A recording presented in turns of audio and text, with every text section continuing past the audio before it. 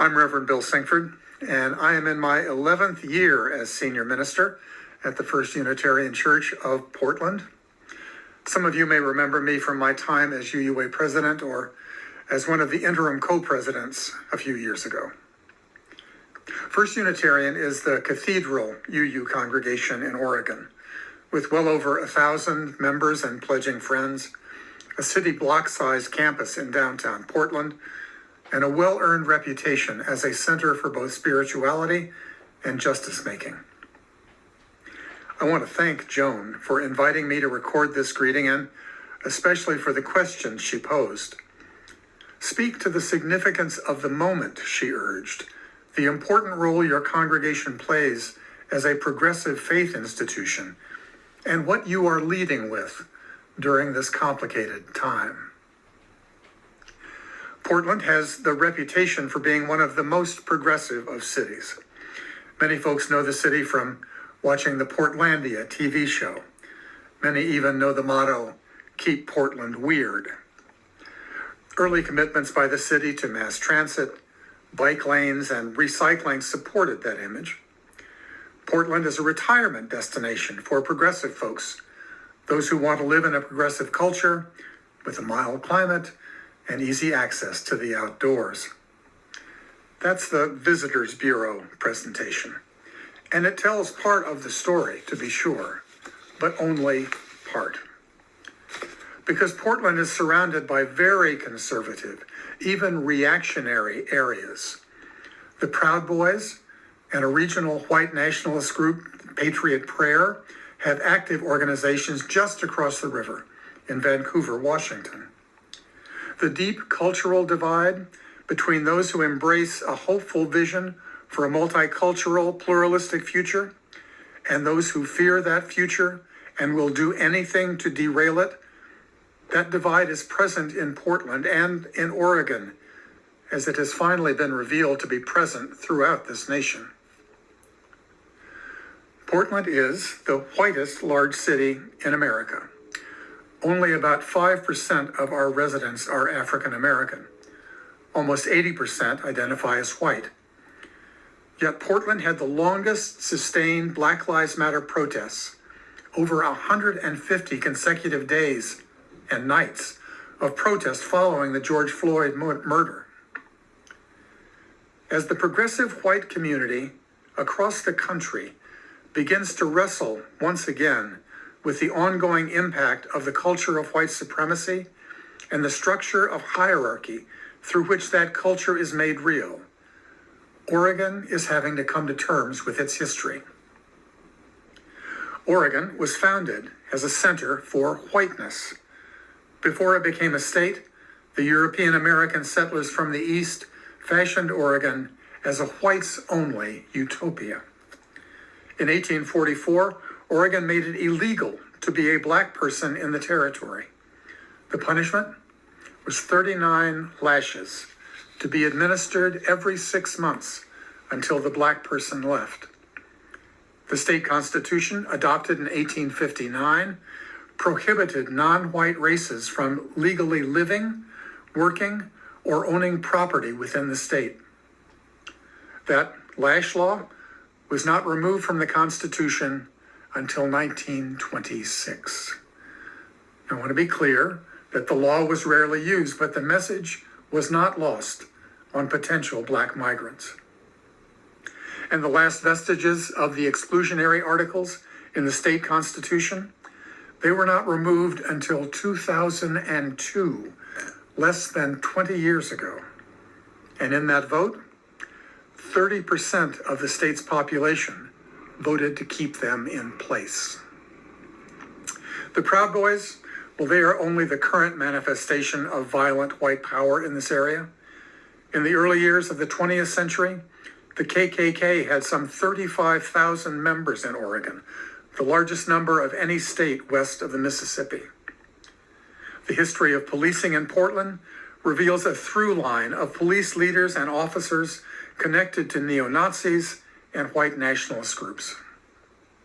And the history of redlining, urban renewal, and now gentrification, which is not different from other major cities, is overlaid on the depth of racism in this history. The culture of white supremacy within the police department, city government, and especially the police union are pressing issues as we begin to emerge from the COVID pandemic. First Unitarian ministers in this environment with its own history. Founded in 1867 by white settlers from the East, the founding minister, Thomas Lamb Eliot, embraced manifest destiny and the supremacy of white New England culture. The early public witness and civic advocacy centered on replicating New England culture here in the wilderness. His ministry supported Indian schools, while declining to be in solidarity with black ministers lobbying to remove the exclusion laws from the Constitution. The congregation, needless to say, moves differently today. Dismantling the culture of white supremacy is the repeating theme through our dozen active social justice action groups. Centering the voices of Black, Indigenous, and persons of color adds urgency to building and sustaining relationships with frontline communities. Some congregants were faithful participants in the protests on our streets. Many congregants joined major protest events. Our social justice director was part of the clergy witness group for the protests. It was natural for the congregation to become a named plaintiff in the suit against the federal government, led by the Western States Center, a Veatch grantee, demanding limits on the scope of federal law enforcement troops dispatched by the previous administration.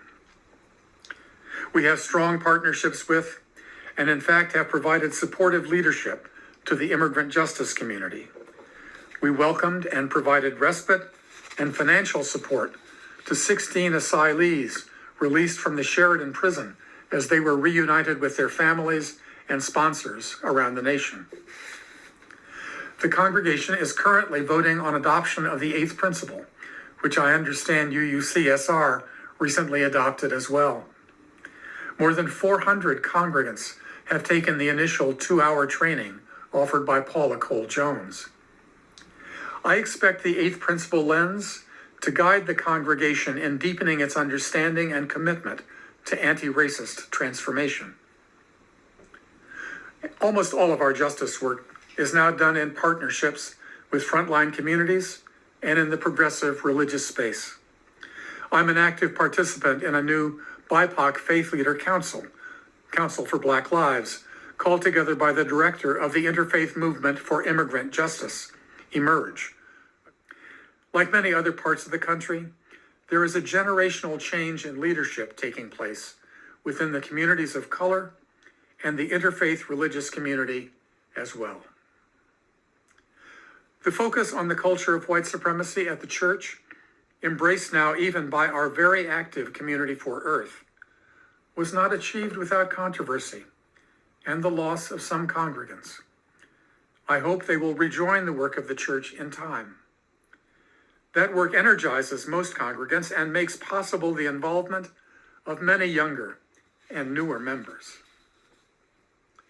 Today, one of our most important outward focuses remains on police violence.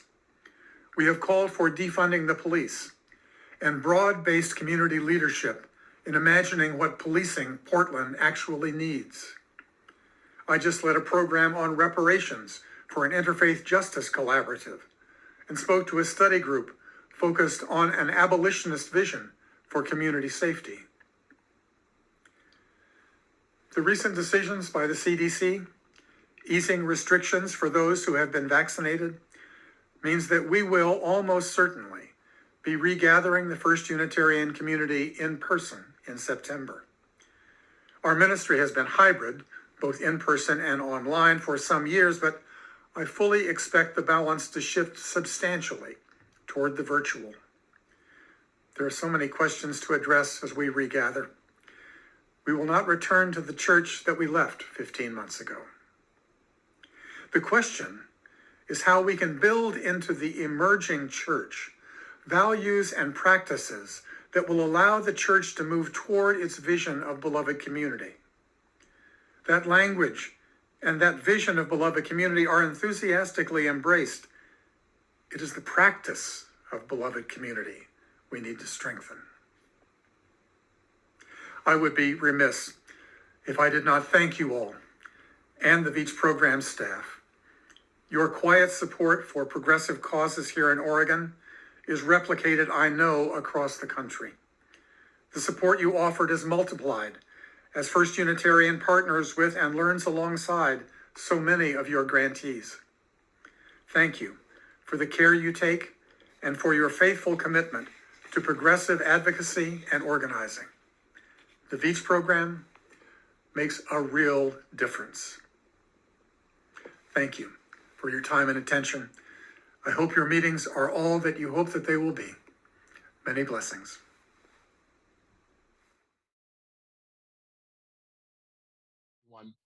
You know, but before I jump in to talk about Oregon, you know, I want to thank Veatch for its support of Western State Center and Oregon.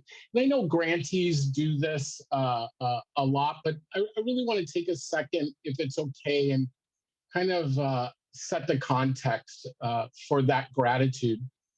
You know, many on here may not know, but Veatch, Unitarian Universalist Veatch at Shelter Rock, is probably one of my longest funders. I have worked both in philanthropy and outside of philanthropy. And the first grant I ever wrote was to Unitarian Universalist Veatch at Shelter Rock. And I had to go back and ask folks and figure out what year it was. But it was sometime in the 1990 when I was a new multicultural organizer, racial justice coordinator for a group called, at the time, Clergy and Laity Concerned, Community Alliance of Lane County. And we were beginning to take on work in response to a rash of hate crime and white nationalist organizing. Again, that wasn't 2021, right? This is 1990 Oregon. The truth is that Oregon has a long history in terms of white nationalism. Much of what the country is experiencing right now in terms of that movement, and I'll get into it in a bit, has long challenged Oregon. We often say that there are two white nationalist states in the United States, the state of Mississippi and the state of Oregon, that both of them were actually built on the premise of white nationalism before white nationalism had ever congealed into an ideology. The difference is that Mississippi actually has a population, largely Black population of color, and the state of Oregon has very little. And both of those were intentional. As long as I have been organizing in Oregon and the Pacific Northwest, Veatch has stood with me and stood with communities here in Oregon. That is quite a feat, considering most people consider Oregon to be flyover country. But Veatch has always understood the strategic importance of Oregon, and I'm excited to dive into that as well. But there's also political gratitude because Veatch also is unique in its history here in the Pacific Northwest. Veatch trustees were the first to ever to come out to the Pacific Northwest to see exactly the type of work we were doing. And in the early 2000s, I took Veatch trustees onto the property of the Aryan nations, which had just been closed down and abandoned. Veatch remains the only foundation that has ever funded me around this work in over 3 decades to have attended or stepped onto actual white nationalist territory. Out in the middle of rural Idaho, it was gunshots going off in properties, adjacent properties, very abandoned. The Aryan nations had basically walked off the property in the middle of the night. There were still plates of food sitting on dining room tables. It was one of the most eerie experiences. But Veatch wanted to know, what was our experience? What was life like in the Pacific Northwest? What did it mean to organize both against social movements that promoted bigotry and to empower communities to take on the systemic bigotry? It really meant a lot to me at that point, and it continues to mean a lot to me that Veatch has stood in this moment. I want to talk about Oregon, and I know we don't have a lot of time because I really want to get to questions. So, Dominic, Domenico, feel free to kind of move me on and move me forward if we need to. Oregon started as an all-white state. When it came into the Union in the 1800s, it had to decide whether it would come in as a slave state or a free state as part of the Kansas-Missouri Compromise. Oregon decided to come in as a free state, and that meant it would not allow chattel slavery to exist on the territories of Oregon. Now, that may make people think for a second that that is part of the legacy that ultimately became the TV series Portlandia, which many people have watched. The idea of an idyllic part of the country where progressivism, right, and anti-racism prevails. But that's not the case. This is one of many contradictions that is Oregon. People decided that they wanted to abolish slavery, not because they opposed slavery, but because they were opposed to Black people residing in the territories of Oregon, land that had been taken from Native people, right, had begun to restrict the ability of people of color, particularly Black people, to reside in these territories.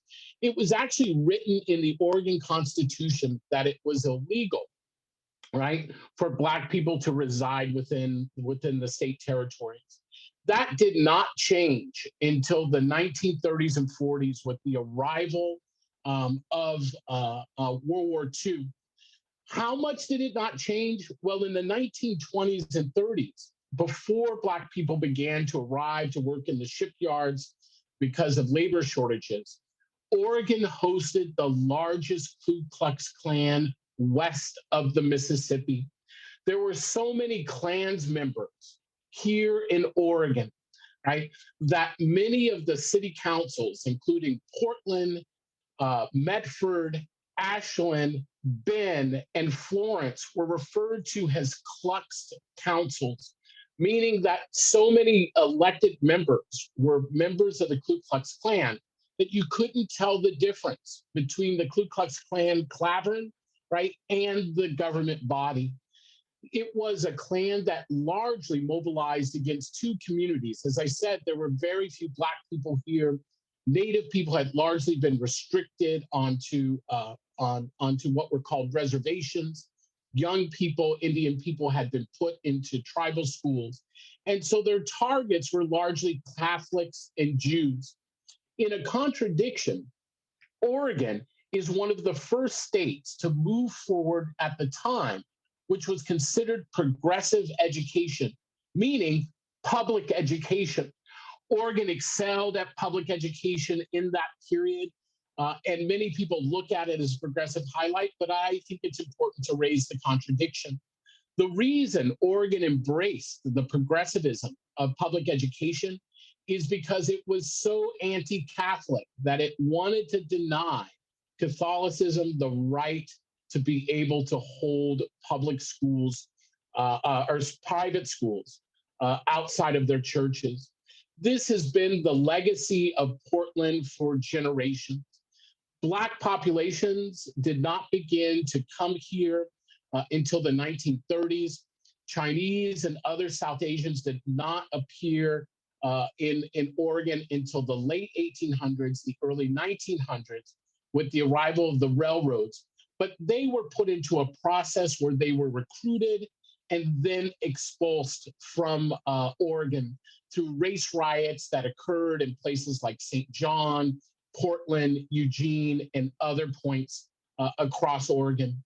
This history is all just to say that Oregon has always struggled against its worst selves, against political movements that use bigotry in order to tap into other forms of political power. We have learned one lesson here, and this is the one lesson that I will leave with folks, which is this. We are quite convinced that hate groups don't organize hate merely to spread racism or homophobia, right, or anti-Indian sentiment, anti-Asian violence, that they tap into these bigotries in order to build political power. And we have witnessed that for the nearly 3 decades that I have been engaged with the state of Oregon. I want to get into this just a little bit. About the time that I moved to Oregon for the first time, 1986, moving from Los Angeles as a young kid, a bunch of us who had been in the punk scene in Los Angeles, a couple who were coming up here to go to school. There was another individual who moved just ahead of me, and his name was Richard Butler. Richard Butler was a retired pastor, and Richard Butler didn't come to Oregon. He went to northern Idaho, and he reconstituted his church, renaming it the Church of Jesus Christ Christian Aryan Nations. The Church of Jesus Christ Christian Aryan Nations taught 3 things. The first was that Jews are the literal children of Satan. The second was that people of color were subhuman or chattel in the field. And the third was that white Northern Europeans were the real lost tribes of Israel, and that the United States was to be an all-white homeland. This was my first brush with white nationalism, which I will explain in a second. But we should understand something, that Richard Butler also released an organizing plan. For you see, the white nationalist movement is not merely a random bunch of yo-hos, right, riding around in pickup trucks, with shotguns and drinking beer.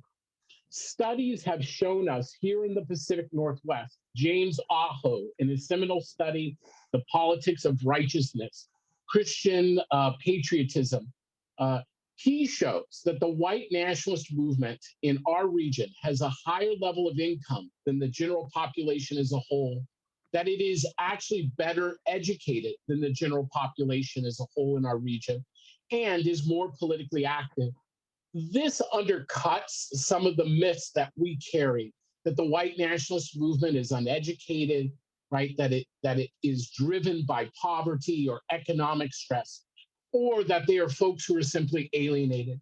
In fact, what we began to witness in the 1980s was the building of the white nationalist ideology and an idea called the Northwest Imperative.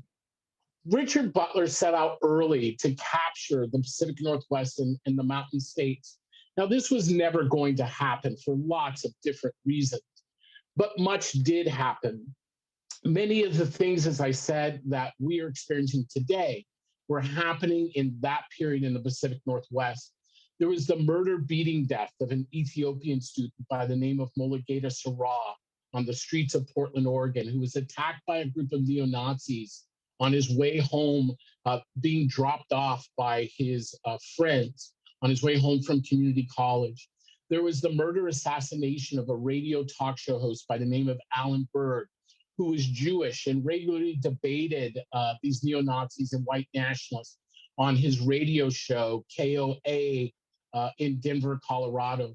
There were bombings of mosques, of Jewish synagogues, attacks on churches, law enforcement, and environmentalists. We often refer to it as the invisible war, meaning that the rest of the country had a hard time understanding or even believing, right, that this was a serious issue. That all changed about 2 decades later after the events in Charlottesville at the Unite the Right rally, and certainly after the insurrection that happened on January 6th. But here is the story of Portland and of Oregon that I think we should hold. Oregon contends with 2 different dynamics, both that are reinforcing and competing. One is called white supremacy, a system, both historic and present day, of racial exploitation that was grounded upon 3 ideas. The first was the stolen lands and resources of Native people. The second was a system called chattel slavery. And the third, not often talked about, is the exploitation and social control of women, right, through misogyny and the control of sexuality. These were kind of the three bedrocks of white nationalism. It allowed the American society, what became known as the United States, to organize itself socially, right, and to exploit those resources to become one of the leading economies in the world. It was based off a premise called white superiority, that one was superior or inferior merely based on the color of their skin. This was challenged, but it was the uncontested lens in this country, right? Until the 1960s and the arrival of the Black-led civil rights movement in the South. The Black-led civil rights movement certainly crushed white supremacy as the rule of law, but we all understand that white supremacy still exists as de facto, meaning that it still influences culture, economy, and politics. But imagine for a second, you have been socialized your entire life. You have been raised to believe, right, that Black people and other people of color are inferior in every way. How then do you make sense that you just suffered one of the greatest political losses, right? Two people you see as inferior, Black Americans. Do you suddenly just say, well, I guess I was wrong about that, and move on? Not likely. Many of us don't change our worldviews so quickly. And so what happened is those who lost, who believed in Jim Crow, who believed in separate but equal, needed to come up with another response. They borrowed from something, a story many had learned in World War II or had been exposed to by a rich automobile industrialist by the name of Henry Ford. And it was a story called The Protocols of the Learned Elders of Zion. The Learned Elders of Zion purported to tell a story that Jewish elders had gathered in a cemetery in Europe in the middle of the night to plot the takeover of the world. It is that anti-Semitic conspiracy theory that became what was the grounding theology of the reaction to the loss to civil rights, and it was the rise of white nationalism. Unlike white supremacists who believed that they were merely superior and it was their job to exploit people of color for the betterment of their lives, white nationalism came with a different premise. It believed that it had lost the United States to a Jewish conspiracy, not to Black people, but that Black people were nothing more than puppets of their Jewish puppet masters. Why is this important? Because white nationalism actually denies people of color both their legitimate grievances and their own agency in this society. White nationalism places people of color, women, gays and lesbians, the trans community, immigrants, poor whites as being nothing more than cogs of a giant Jewish conspiracy. Again, if white supremacy is about a system of exploitation, white nationalism is about creating a system of removal. It is a social movement that seeks to reclaim the United States through what it calls a revolution, an armed revolution, in order to engage in ethnic cleansing, the removal of people of color and Jews. We should understand that at the end of the day, the white nationalist movement doesn't seek to replicate the old white supremacist model of old. It seeks to do away with it and replace it actually with something much more horrifying.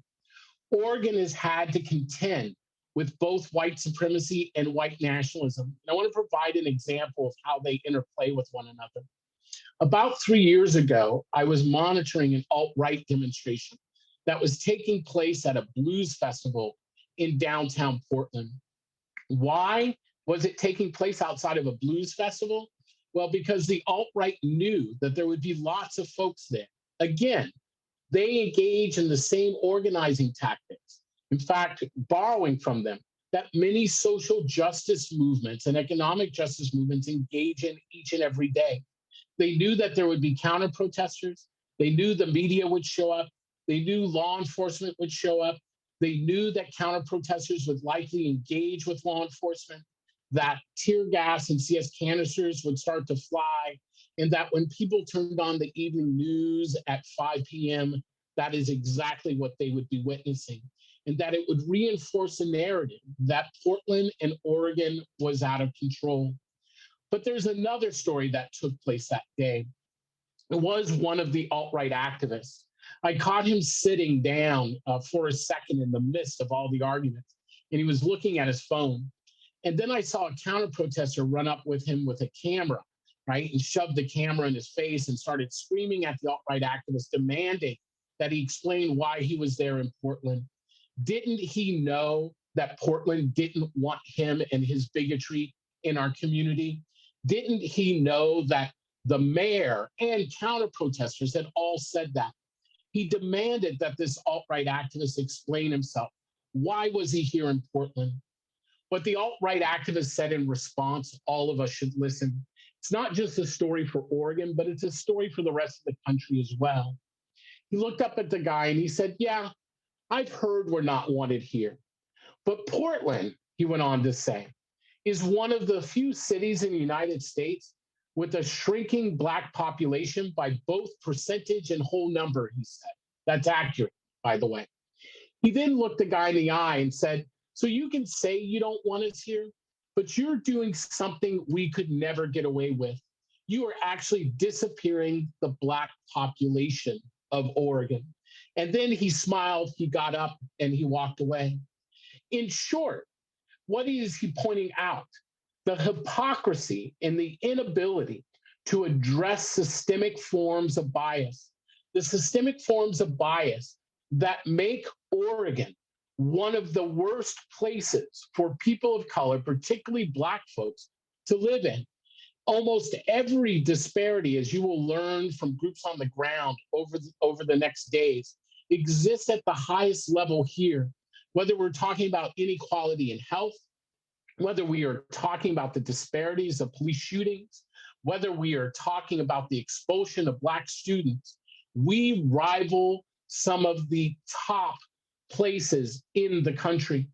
In fact, recently, Nicole, the author of the 1618 Project, which many people may know, remarked that Portland is one of the most anti-Black places she has ever lived in. And she speaks to this often. It is actually hard to understand the pressure that people of color, but particularly Black and Indigenous people, survive under every day in Oregon. Some of the highest hate crimes in the country, some of the most active white nationalist and paramilitary organizing in the country resides here. It's largely white population, depending on how Latinos self-identify, which can range anywhere from 80% to 95% of the population being all white, adds another barrier. Yet, people of color build each and every day to move the conversation policy forward under very hard conditions. You'll hear from some of those groups who have done phenomenal jobs. Paccoon, I know you will be speaking to, which has laid the model groundwork of what it looks like to build power amongst a community of color, and to do it in an effective ecosystem, right, that covers a broad swath of what is needed to build economic, political, and cultural power. You'll see it when you hear from Jobs with Justice, which has laid an expansive groundwork here, right, tying together the need to address racial justice and economic opportunity. From groups like Unite, who have done a phenomenal job of modeling the fact that immigrants can lead more than just immigrant communities. Unite has worked hard to build expansive immigrant community relationships, but also has begun to organize over the last decade non-immigrants. At one point, you will learn, Unite had had so many white constituents that it was one of the largest white organizations in Oregon, run, managed, and led by immigrants and refugees, largely of color. It is some of that innovation that comes in Oregon each and every day. Why? because you are funding in a place where there is no significant vulnerable or resilient population. We have to work with one another. We have to work with one another even when we disagree with one another. And that doesn't mean just Black folks working with Black folks. Black folks have to engage the Latino community. The Latino community has to engage the LGBTQ community. The LGBTQ community has to ensure that it is working with the houseless community. We have to build a strong intersectional coalition in order to achieve progress in our state. It's often why I often say that Oregon was intersectional before intersectionality was even cool in our country. You will get a chance to hear some of these innovative projects. For Western State Center, our work has existed over the last 3 decades here in Oregon. We have worked primarily around 4 pillars. The first is engaging leaders. We think strong leaders build strong movements. We also work with those leaders in cohort trainings and ensuring that they have support, whether it is technical assistance or whether it's making sure that they are engaged nationally. We also engage in organizations. We invest substantially and tangibly in campaigns and organizations on the ground, whether it was defending reproductive rights against a statewide ballot initiative, whether it was advancing the work that led city governments to take white nationalism seriously, or whether it was investing in grassroots organizations or rapid response. Western State Center is proud to partner, but we are prouder, right, of the infrastructure that has been built by people of color over the last 2 decades. 3, Western State Center continues to engage in culture and narrative. Again, we think the stories we tell and how they are told really matter in this moment. They don't replace power building, but they enhance power building and they help us manage backlash in our society. 3rd, we unapologetically defend democracy. We believe the practice and the infrastructure of democracy is something that was hard fought by Black folks. And as a Black-led organization, right, meaning our board is led by all Black women, the executive director is Black, that's me, right? We still maintain a multiracial constituency, but we believe Black centering in the Pacific Northwest is important and both historic. But in that engagement each and every day, we also understand that the practice of democracy was won through 75 years of struggle by Black America in this country. We're not talking about the excuses of democracy that have been used to deny rights in this country and overseas. What we are talking about is, as John Lewis said, before the 1960s, democracy was merely an aspiration, but the 1960s civil rights movement made democracy real. Each and every day, we continue to try to contest for governance over this democracy. We believe inclusive democracy, people-centered, transparent, and accountable government is the way to move forward. But it's not just Western State Center. While we may articulate in ways that people can hear, what you will hear over the next days are how organizations are putting that in practice each and every day. We're proud of that fact. Oregon is proud of the fact that we had 3 simple premises. The first was to warn the nation about the rise of white nationalism and that it could overturn 75 years of civil rights struggle and human rights gains if we weren't cautious and attentive and vigilant. The second was to open up an expansive conversation around anti-Semitism. We knew that that would make people uncomfortable, but we felt it was the courageous, moral, and practical thing to do. That to deal with a movement that was fueled on anti-Semitism meant understanding what anti-Semitism was. The last was simply this: we wanted to make democracy cool again. It is heartening to see people talking about democracy and owning democracy, replacing much of the cynicism that many of us have witnessed for decades in this country. Much of that was practiced, modeled, and innovated here in Oregon. Western State Center is proud to be based here in Oregon, even as we continue to evolve into a national organization.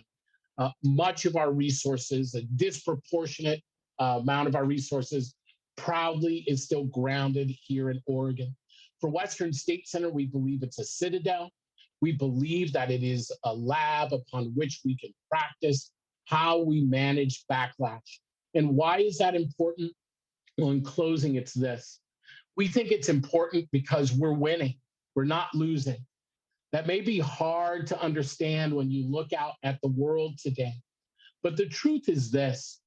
Life in 2021, no matter how unfair it is, and trust me, it is very unfair, right, is still better than life in 1921. And 2021 certainly looks a lot better than 1821. That means the efforts and the sacrifices of those who came before us, the blood they shed, the times they were outcast, the times they spent in jail or imprisoned or shunned, have really borne fruit. That it has put us in this critical moment where we are now debating what it means to be an American and what will America look like. What we are facing is not a revolution by white nationalists, right? Nor a revolution by those who seek to go back to the days of white supremacy. What we are dealing with is a backlash to our wins. We have to continue to push forward even in the midst of backlash. The goal is not to rid our country of tension, but to learn how to manage that tension. A multiracial, multicultural, multi-religious democracy, such as the United States is, calls for robust tension. Let me be clear. It calls for us to be uncomfortable, and we have to learn how to live in that uncomfortability. But we can't allow that tension and uncomfortability to be left unmanaged. When we do so, we face strong backlash like we saw on January 6th. Oregon provides that space because of its large white population. It also provides a space to understand multiracial engagement and power building because, in fact, of the small population of communities of color. We have a white nationalist movement, and we have a state that is firmly committed to systemic bigotry. We have all the ingredients necessary to understand how we move the rest of the nation forward. It makes it an exciting place to be part of the 21st century civil rights movement. I'll close with this.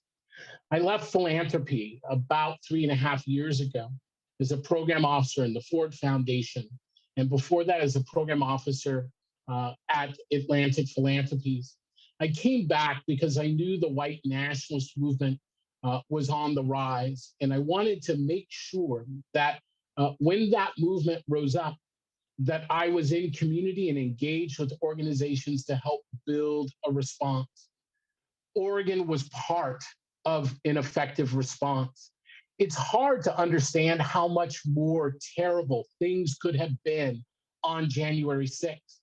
I'm here to tell you that they weren't worse because of the work done in this region, and particularly because of the work many organizations you will speak to and leaders you will speak to over the next tomorrow did on the ground here.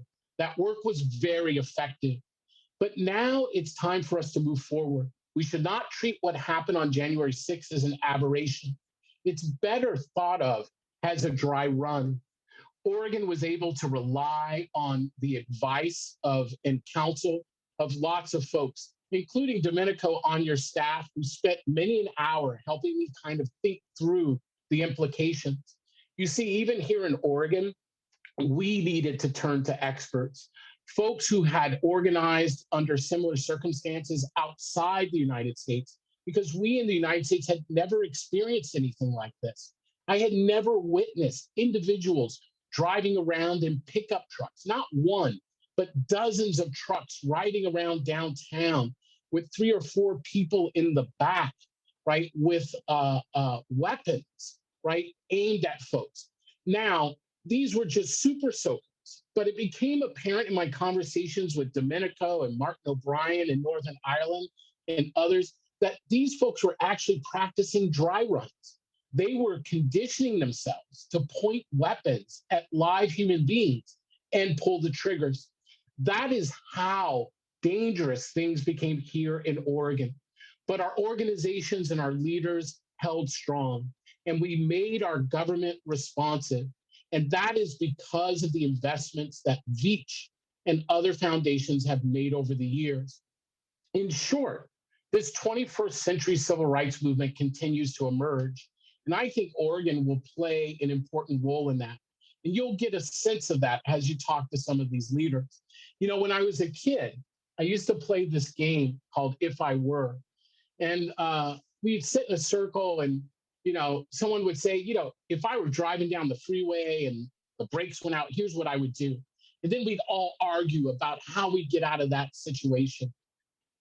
We'd say, you know, if I were in the zoo and somehow fell into the lion's cage and the lion was in here, here's what I would do. One if I were statement that would always come up every summer was, if I were in the midst of the civil rights movement, here's what I would do. And we were kids. We didn't understand the choiceless choices that our parents and grandparents made in the 1960s civil rights movement. We didn't understand the specter of Jim Crow and what it meant to live under de jure white supremacy. We didn't understand those things, so we were full of bravado. That question has always haunted me. What would we have done? What would you have done in the midst of the 1960s civil rights movement? Well, 4 years ago, I realized I never had to ponder that question anymore, and neither do any of us. The truth is that whatever it is we would have done in the midst of the 1960 civil rights movement is whatever it is we are doing right now, right? And we have to make that count. We are on the verge of moving into a new age in the United States, one that is grounded in deeper equity and justice, one in which people of color are not only visible, but present, and their communities hold both power and the power of accountability. It will come with great backlash. We understand now that in the period between Nelson Mandela's release and the passage of the South African Constitution, over 40,000 South Africans lost their lives to political violence that was largely manipulated by armed paramilitaries, right, and law enforcement, who armed and created sectarian violence and intercommunal warfare at times in order to block the path towards progress. Here in the Pacific Northwest, we are beginning to experience the early phases here, because what happens in Oregon doesn't just stay in Oregon. We are in the midst of the 21st century civil rights movement, and we hope to make it count, not just for Oregon, but to also keep our promise to the rest of the country. As we sit here in the 1-year anniversary of the killing of George Floyd, and I won't call it a murder, because I'm going to call it a killing, because in this country, it is still legal, right, to murder unarmed Black people on the streets of America. And it's important for us to say that out loud. It is still legal to kill Black people on the streets of America and to get away with it. But I think of an image I wrote about today, and it's an image of George Floyd's daughter. And she's at a protest. This takes place about 9 months ago. And she's in the arms and on the shoulders of a family friend. And there are tens of thousands of people marching down the streets. And she's looking around at everyone and the flyers and the chanting. And all of a sudden, I heard her say something on the video that really made me break down in tears. She said, she looked around and she said suddenly, "My daddy changed the world." Now, here's a young girl who never gets her father back. Her father never teaches her how to drive, never sends her off to her first dance, right? Never meets her first partner, her first love, never gets to play sports with her, never gets to attend her graduation, This young girl never gets her father back. And I think about her and I think about how unfair that is. And she's right. Her father did change the world. It wasn't his job, and it shouldn't have been required of him. And no one should lose their life in that manner. But it is what happened. I understand one thing. We owe that young girl that changed world. She is deserving of it, and so is every other child. That changed world does not happen without Oregon as part of the equation. It is a strange place, Oregon, and it is an essential place. It is one of the places where we will crack the code on race in America. And it is a place where we will build the tools to understand how we help a large white population adjust to multiracial America. But it's also a place where multiracial communities will continue to build skills around how we work together in order to build that broad-based democracy. Again, that wouldn't have happened without the support of Unitarian Universalist Veatch. There are still many challenges here, but I hope you know that as you hear these victories, these challenges and opportunities, they are also yours. So thank you for your work. You know, when we were asked to do this presentation together, it was kind of an easy ask. We're uña y mugre is what we call it in Spanish. It's a funny little saying that means we're dirt and nails together. Which, you know, it doesn't make a lot of sense when you say it in English, actually. But we're really excited to be here with you today, and I'm going to be sharing my screen, and we prepared a little presentation for y'all. So I'll let Isa introduce herself, and while I get this all set up for y'all. Yeah, just really want to echo Reyna. Thank you all so much for inviting us. I think, like Reyna said, we work so closely that a lot of the times it just feels kind of so natural. So I'm really glad that I'm able to do this with my compañera, and really excited to share a little bit about what we've been doing in Oregon. How we are relentless and never give up, and really excited to be here. Thanks, Isa. I'm going to start us off with Pekun, and for me, Pekun is very, very personal. It's been a real honor and a privilege to get to lead this organization for the last 3.5 years. You may know my predecessor, Ramon Ramirez, who was the president and a founder of Pekun, longest sitting president that Pekun ever had. And it was a lot of work to get him to retire, but he did it, and it was awesome. It was more than I could ever have asked for. I'm a proud daughter of immigrant farm workers that really came to Oregon following the migration of farm work.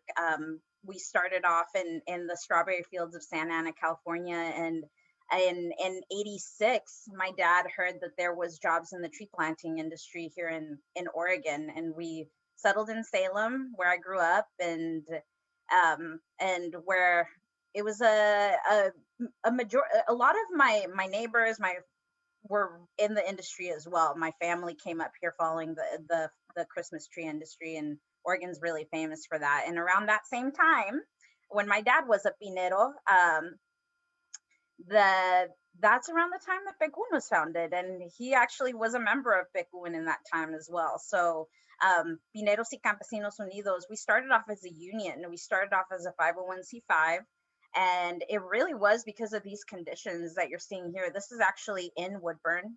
This is in 1988 in Woodburn, and where Pekun is located, the headquarters of Pekun, Capaces, our radio station, kind of where the heart of the movement is, was really where a lot of this began. And you can see here, and this is, I love, or the chairman of our board, he always likes to talk about this picture, because, this is somebody just sleeping in their van during the break, right? And yet there's this picture right here of a beautiful vacation spot, and just kind of like that little nuance here, that little symbol of hope that I think hasn't it's never been lost. It's that si se puede spirit. It's that hope for a better tomorrow. It's the like, you know, we're living in these conditions today, but we're gonna keep searching towards our dreams, right? And in 1985, that's when Pecun was founded. We were very inspired by the work of Dolores Huerta and Cesar Chavez. In fact, they actually came up here on our second convention and helped us sign our official beginnings. And the original plan was really for Pecun to fight against and empower farm workers to understand and take action against systematic exploitation and all of the effects that come with it. We've evolved a lot since then, but I'll talk about that in a little bit, and I'll let Isa say a little more about Causa. Yeah, so really, you know, I think Pecun was kind of the seed of our movement here in Oregon, and our movement for you know, fairness for our farm workers and for our immigrant communities. And really, Causa was founded by folks at Pecun. It began as a coalition in 1995, you know, by farm workers, Latinos, immigrants, and allies, really to defeat anti-immigrant ballot measures that were negatively affecting the lives of Latino families here in Oregon. And we were really founded and established to be the designated organization that would work to change legislation to improve the lives of Latino immigrants. You know, we were born out of Pecun, and since then, we've really worked to promote our 4 core organizing values, which are community building, leadership development, civic engagement, and advocacy, and more recently have expanded that to include centralized and targeted communications. You know, since 1995, we've defeated dozens of anti-immigrant bills and ballot measures, including the attempts to pass E-Verify, restrict bilingual education, reducing the needs of low-income immigrants, Arizona-style legislation, all of which has been introduced here in Oregon. And I think, you know, there's an idea that Oregon is a very blue state and progressive, and that's just not the case for our communities, and it's not the case in rural Oregon. And Causa was really created as a coalition to mobilize that work, and I think we have since then created many coalitions to move specific bills and to attack specific anti-immigrant legislation or anti-immigrant ballot measures, and have been, I think, fairly successful in doing that with building strong ties with our partners and our allies. So our foundation really started from the needs of our farm worker immigrant families, and have really built up from there. And I'll pass it back to Reyna. Yeah, and Causa as being one of the sister organizations, it wasn't really the only one we as Pecun we founded. There was a lot of different needs that started coming up, and it was really really an ecosystem started to be created. And what I like to call it, it's rural organizing, it's Latinx organizing, it's immigrant movement organizing our way.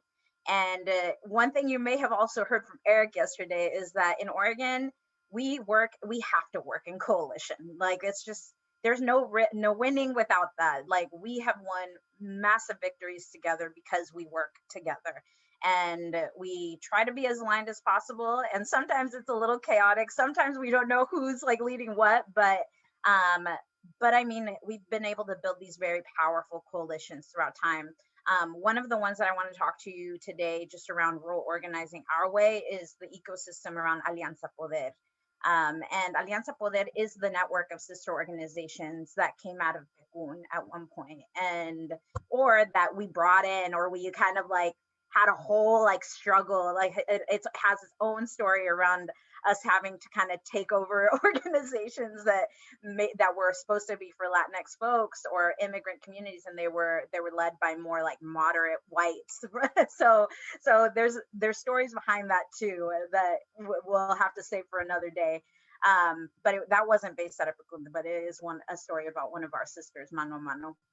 And so, yeah, let's start with Pecún. Pecún is really focused on labor issues, politics, and kind of the intersections that has to go between farm workers, immigrant rights, gender justice, environmental justice. And we've integrated healing justice and gender justice into our lens. And we have the union, but we're also a C4 primary. So you have not given directly to the C4, but you have given to our fiscal sponsor, the Willamette Valley Law Project. And that's how Pecún's able to do our C3 work. We organize, we do education work, we do service work through that, we do our mass outreach. That's where a lot of our outreach programs to farm workers really live, through the Willamette Valley Law Project. And that was founded in 1977. It was the first organization of the sisters. MLP is the Women's Empowerment and Economic Development Group. They have this big project every Christmas time where they have these beautiful wreaths, farm worker women who actually spun out of Pecún because they were really mad that the guys that were running things back then didn't care about any of the women's issues. They were very, very silenced, especially around issues of domestic violence, sexual harassment, rape, things like that were going on. So MLP evolved out of that. Farm Worker Housing Development Corporation, we have affordable housing for farm workers and low-income families across the state. And we have some of them are in Woodburn, Salem, Independence. We have units in Staten, in Silverton, Lane County, Tillamook, and also we just broke ground in Lebanon, Oregon. It was a big struggle to get it done, but we did it. And it's a really awesome program, full wraparound services for folks, including like a advocacy, social justice lens in the housing work, beautiful murals that are a testament to the movement and what we've been able to do here in Oregon.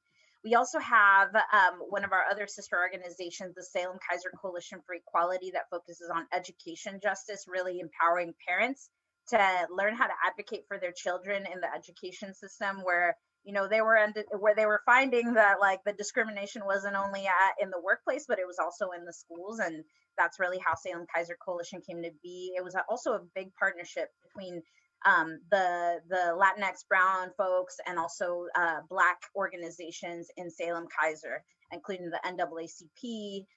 It was a really important project around building Black and brown unity. Mano a Mano Family Service Center in Salem, Radio Poder, our mass communications platform, reaching the entire mid-Willamette Valley. It's a high-powered community radio station. Latinos Unidos Siempre, who have really come out of the movement to end the school to prison pipeline and end the racial profiling of young Latinx folks, especially by police. Causa, of course, the Oregon's immigrant rights organization, Capaz's Leadership Institute, which is the leadership hub in Salem, or not in Woodburn. It's also on the Pecún headquarters property, and then the Farm Worker Service Center at Pecún that focuses on immigration services, navigation services, and we also have a worker enforcement department as well there. And I wanted to actually show you a little clip of one of the most powerful ways that we organize in rural Oregon, because farm workers, they can be out working and they can listen to our messages while they're in the camps, right? A long time ago, we realized that we needed to find different ways to be able to get to our people. There was a lot of threats against our bodies when we were going out into the camps. So this was kind of a different way to be able to reach people. And this is kind of the beginnings. Radio Movimiento is what it used to be called. Just recently, we actually expanded it to be Radio Poder, but this is a little bit about how it started and also about our program. So it transmits in Spanish. It transmits also in 2 indigenous languages, in Mixteco and in Purépecha. And those are the top 2 spoken indigenous languages in our farm worker community, mainly communities from Mexico and Guatemala. Oh, sorry. How am I doing that? Is it going to work?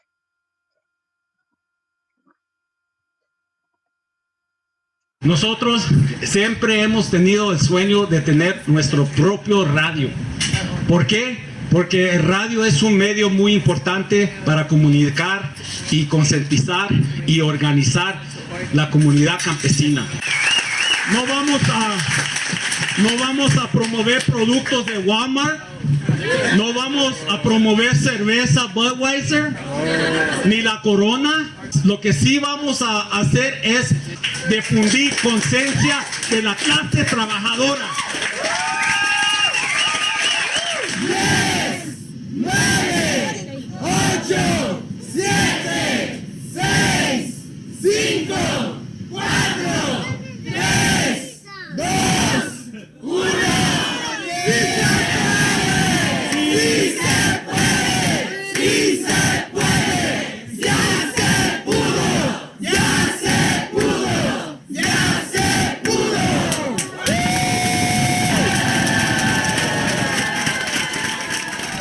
¿Quieres saber más de inmigración? Sintoniza la Hora Campesina de lunes a viernes de 7 a 10 de la mañana. Radio Movimiento, la voz del pueblo, Woodburn, Oregon. Sa invité yo nya taso ora nuntua ta shatu nya ora kwa tausi kai sini sinya paisano Constancio Cortés nya Radio FM nya kumshiko shawi nya dusu nyu. Radio Movimiento 96.3 FM. La voz del pueblo. Estás escuchando Radio Movimiento, la voz del pueblo en la hora campesina. Escucha la hora oaxaqueña con música tradicional de Oaxaca. Escucha tu programa Haga Valer Tus Derechos todos los miércoles de 9 de la mañana a 10 de la mañana. La Lavadora, donde te enterarás sobre noticias locales e internacionales en un formato de revista, notas curiosas alrededor del mundo entero, música internacional y popular. La verdad detrás de la guerra en Radio Movimiento, la voz del pueblo. Seguimos aquí con la hora campesina. Noticias, informativa para ustedes, local, estatal, nacional, todo lo que está pasando recientemente. La hora campesina. Les invitamos para que estén en sintonía de tu programa Nueva Esperanza. Orgullo Charro te invita a que nos escuches todos los miércoles de 10 a 11 de la mañana. Dinos quién eres en Radio Movimiento. So I'm not going to share the whole thing, but I wanted to just give you a little clip of that. And yeah, so one thing I wrote in the chat too is these programs are run completely by community members, and we it really is totally run, the content is run by them. I have no hand in vetting any of that stuff, except just making sure that people have what they need, feel supported, have the now technology that they need to join via from home, because a lot of folks are not able to come to the actual studio due to COVID. But yeah, that's a little bit about that. Yeah, and I guess we really wanted to share a little bit more about the landscape in Oregon. I think, you know, there's a lot of perceptions, and I think we really just wanted to share with you all that, you know, there's approximately 410 immigrant Oregonians in Oregon. Almost 40% of those are from Mexico. Our agricultural industry is really dependent on low-wage, exploited immigrant labor, mainly from Mexico and Central America. And, you know, all of that was kind of highlighted with the pandemic, because we know that there's, you know, at least 70% of our farm workers are undocumented. And currently we have about 110 undocumented immigrants in Oregon. And even with that very diverse, you know, with having a very diverse state, we know that Oregon has had a long history of discrimination and really white nationalism. And like, although the landscape is changing, you know, 1 in every 10 Oregon children lives with a family member who is undocumented or an immigrant. And, you know, our immigrant community really contributes immensely to our economic wealth. That history of discrimination and white nationalism still exists and is still prevalent in the what is happening in Oregon and how Oregon politics has really evolved. And I'll pass it back to Reyna to talk a little bit more about the history of that. Yeah, I think that, again, kind of referring back to what Eric was saying yesterday, we've had some really awesome wins, but it's important for you all to know where we've been in this last 10 years. It's definitely been a time of power building, a time of tearing things apart, putting it back together, lots of transitions, losses that were really painful, wins that were amazing, but they came at a real cost personally and you know, but still we like always want to look at the good and the bad too, because I think those are all really holistic lessons that we've taken in throughout time. But also important just to kind of go back to the rural community. So there's about 87,000 farm workers in Oregon, and the numbers range so much. Like they say it's between 40 and 70% that are undocumented, just to kind of zoom into that number a little bit. And the top counties where our people are at are in Marion County. Well, these are the top three ag districts: Marion County, Wasco County, and Hood River County. And these are communities that are becoming majority Latinx communities. Woodburn is a majority Latino municipality, a small rural town, top agricultural town. And it's important to also push back on that narrative that I've heard folks in other parts of the country, even folks in our own state, say like that Oregon's a very white place. Portland's the whitest city in the country or something. But I think that it's important to push back on that because it erases us. It erases this work that we've been doing for decades, and erases the fact that there's places in Oregon that are now majority BIPOC, Black and Indigenous people of color.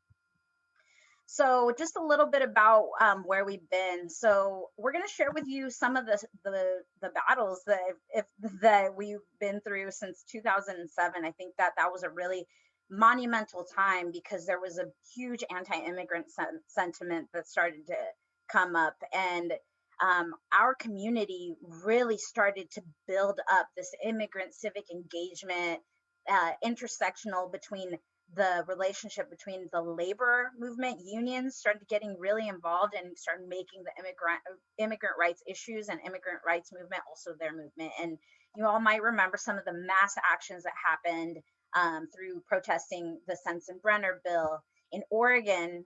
And I'll never forget this day. This is the day, honestly, that politicized me, was when in 2007, when Governor Kulingowski sold us out, is what my predecessor would say. He sold us out and he signed an executive order that would make it a requirement for legal status to be proved to obtain a license. And it made it so that every year, many people were losing their licenses.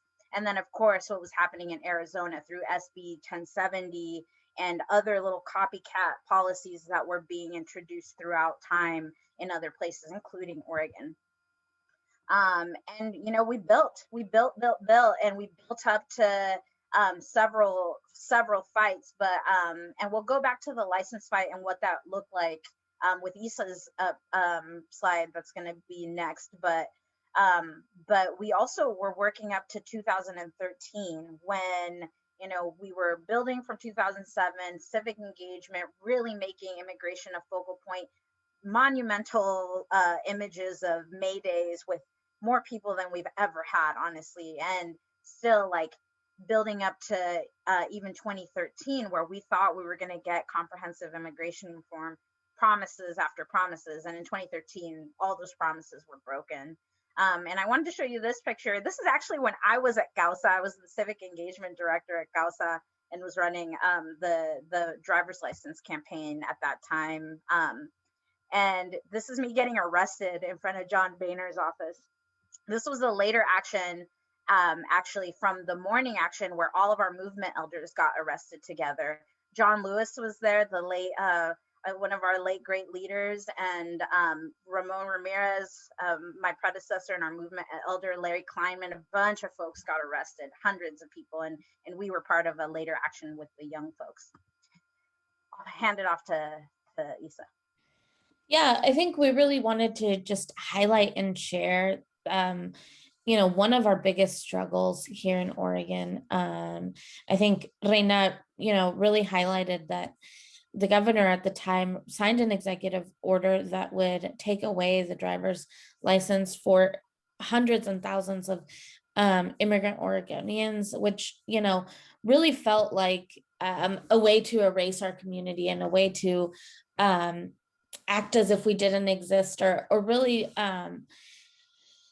put us in a more vulnerable place than we were before. And once that happened, we had a huge rise in civic engagement from our base and from folks in the community who really just wanted to drive, which felt like something so small, and how it could affect so many people in so many ways. I think, my dad was one of those people. And, I remember having to get out of school early to drive my dad to work, because those were the situations that we were putting immigrant children in, and those were the situations that we were putting immigrant Oregonians in, to either choose between risking driving without a license and potentially getting pulled over and arrested, or taken into custody and potentially getting picked up by ICE, or putting or not working and not providing for their families. So we really saw a huge rise in civic engagement between really what was, after 2007 to 2012 and 2013, which is when we really wanted to pass several bills to restore the driver's license. And we actually failed many, many times. And I think we would go back to the community every single time. And that was the one issue, or the one thing that folks were asking for, was, when can we get our driver's license? We need our driver's license. We need to be able to go to work. We need to not rely on our children, not rely on our neighbors. We need to be able to feel like we have dignity in this state. And I think from that, it really kind of lit a fire in a lot of us. I think, like Reyna said, it lit a fire in her, it lit a fire in me, it lit a fire in a lot of our movement organizers now. And a lot of that work really, I think, had a culmination in 2013 with SB 833, which was our driver's card, which was the Yes on the Safe Roads. We had passed that at the legislature, and it was signed into law on May 1st at the steps of the Capitol. We had a huge rally that day, and folks really felt that day that they, could have something, even if though it wasn't a driver's license, even though it was, marked, they still had something to be able to go to work. And I think it was either the very next day or a few days after that, it was put into a referendum. They started collecting signatures, and we went to the ballot for Measure 88. And we actually, it was referred, and the law actually never went into effect because we lost by a lot on the ballot. I think there was a huge misunderstanding in the community about what it was. The language for the measure was not in our favor, and we lost by, a landslide, really. And I think it really kind of highlighted for us the work that we needed to do, the work that we needed to do with our coalition partners, but also the work that we needed to do on the ground in rural communities like Woodburn, in communities like Hood River. It really highlighted for us the fact that we couldn't do it alone. We knew we couldn't do it alone, but I think it really highlighted that we needed to mobilize our base the most that we could and really have folks speak up about how important this was. And that, I think, led to a lot of leaders that we have now.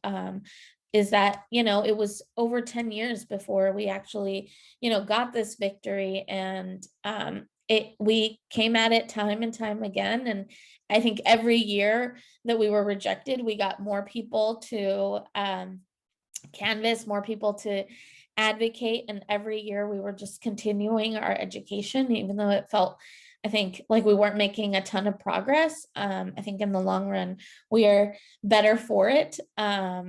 And it came at a really high expense. And I think really what this taught us was that we couldn't do this alone. It really also pushed us to be better at building coalitions and better at working together. Once Measure 88 was defeated, we saw a really heightened anti-immigrant kind of backlash to that.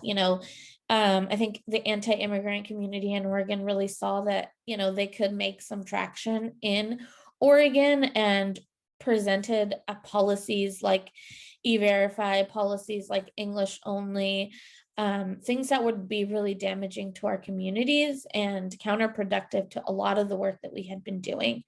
And I think with that, we started building coalitions. Reyna, I don't know if you want to switch to the next slide. And really what started was, we saw a ton of anti-immigrant ballot measures, and we created a coalition called One Oregon, which was really essentially just to defeat anti-immigrant ballot measures that were being proposed, because we couldn't do it alone. We saw a lot of the labor folks really be interested and wanted us to take the lead. And I think that is how we were able to do it. We created the coalition and really learned a lot. We did a huge messaging research project where we started to just understand how to get to Oregonians and how to really engage them on immigrant issues.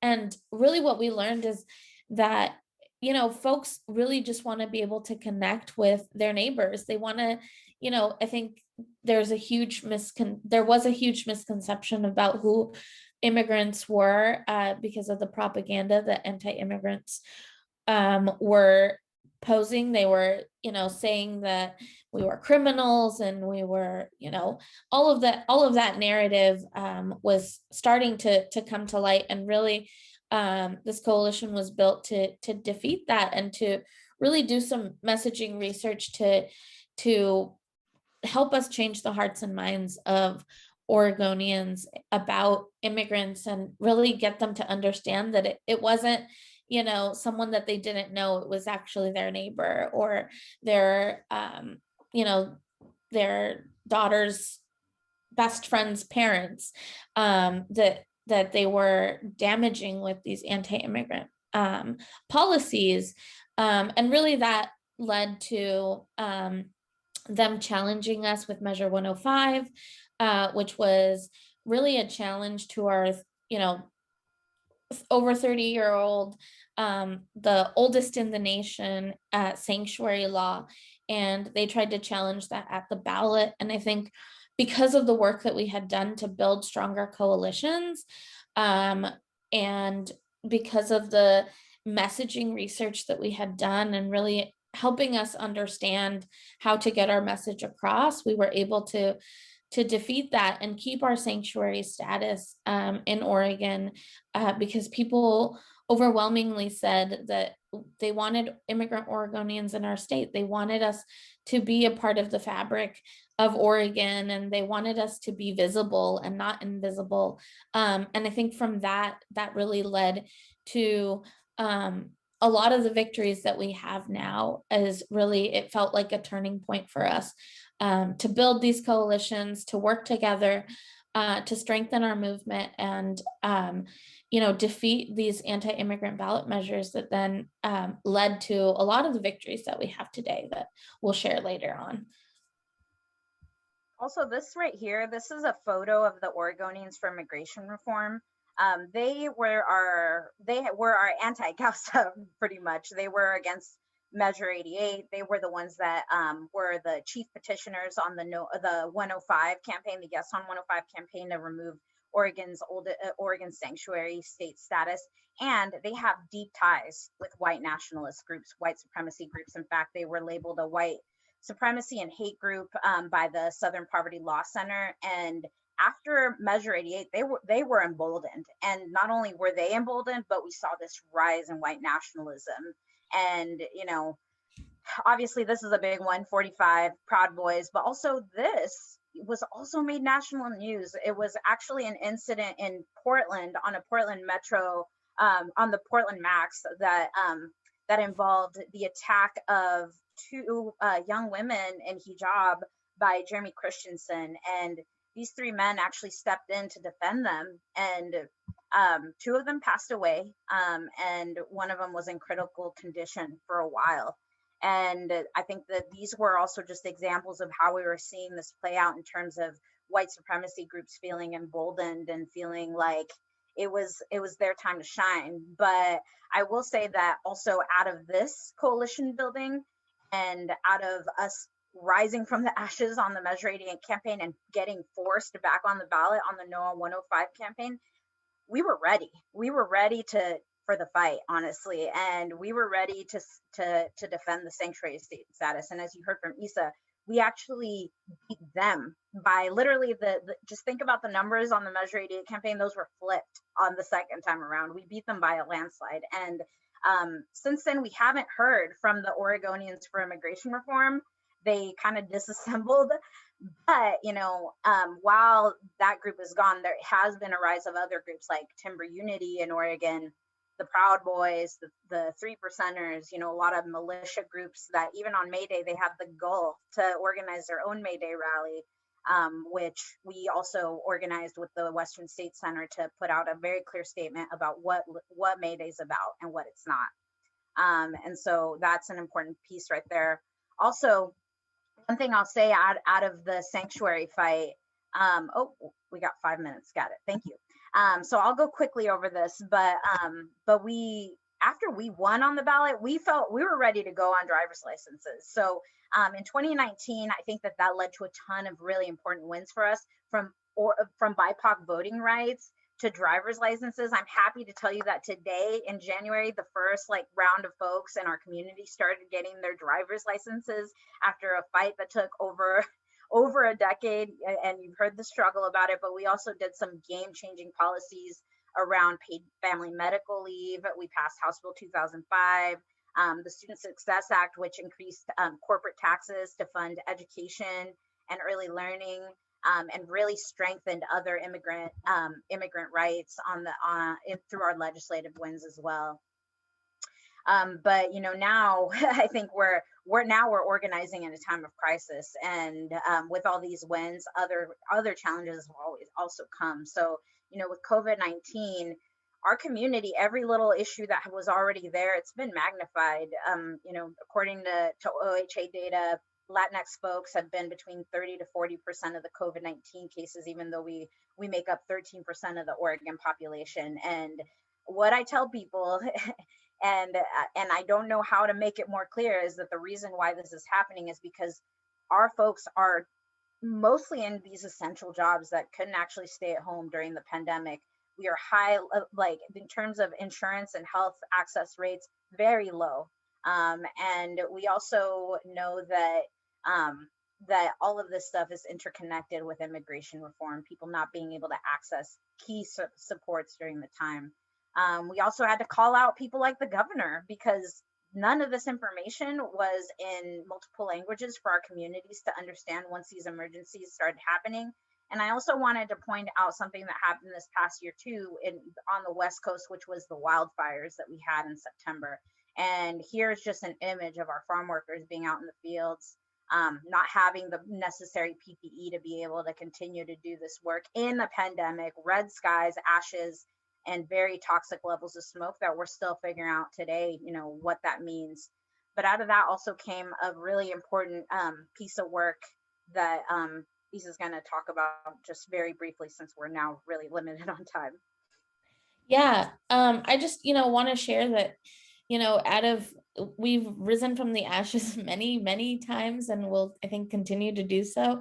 And from this pandemic and from, the wildfires was created the Oregon Worker Relief Fund, and Oregon Worker Relief Coalition, really, which now has 3 different funds. It's raised over $100 million to really help our community with in 3 different ways. One, I think, was our initial ask, which was to provide financial assistance for resident Oregonians who were undocumented and lost their wage or job due to COVID and could not access any of the federal benefits or unemployment insurance. We saw so many people in the restaurant industry, in the ag industry, lose their jobs and have no safety nets, have nothing, and the federal government was providing nothing for them. So we really did a lot of advocacy at the state level to get that program started.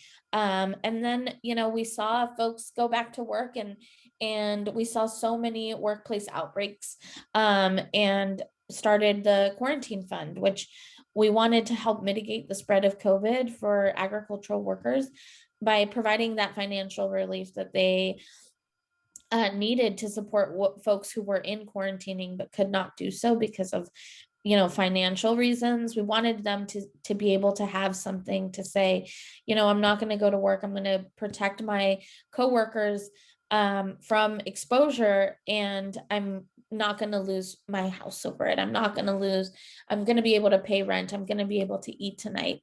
And that was the quarantine fund for many folks. And we really saw more recently, we created the Small Enterprise Fund to do similar relief, but with the business community. We saw so many businesses close, so many businesses go out of business completely because of COVID and their inability to access federal relief. So this is another fund for them to access financial relief if they are an ITIN holder or have not been able to access any of the federal programs. Reyna, do you want to go ahead? Yeah. So we have I think our 1 minute was up, but but basically I'm gonna close this out with just some of the systems change work that we're doing right now as Causa and Pecun. We have our joint agenda that involves the farm worker overtime campaign. We're trying to end the farm worker exclusion of overtime pay. We're trying to extend earned income tax credit to undocumented workers. We're trying to strengthen our sanctuary state universal representation as well, ensure that all Oregonians have access to legal supports as well, including deportation cases in Oregon, and of course, trying to expand the Worker Relief Fund in our state level advocacy work. But then we also have the national level work, and there's a lot of work to do right now with immigration reform, and we'll be really keeping a close eye on that, trying to mobilize through the fair immigration reform movement on the national level. And of course, what's next? I mean, we started this thing called the Latinx Power Table in Oregon, and it is more focused on kind of C4 work, redistricting. There's a 6th congressional seat coming to Oregon, and really trying to build more power, especially amongst some of the immigrant folks that now are able to vote, and Latinx folks that are able to vote. A lot of our issues are going to be multi-year issues, and we're going to keep working on them. And that will be more than just the session, and of course the national fight around the Promise Act, the Farm Workforce Modernization Act, and trying to get essential workers in the next reconciliation package.